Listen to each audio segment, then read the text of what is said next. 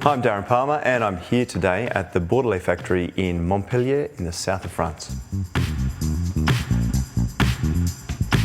Through the manufacturing process, it's quite amazing to see that even though it's separate pieces and they're all joined with welds, you never see a welding joint. They're also beautifully finished that it looks like it's all one piece.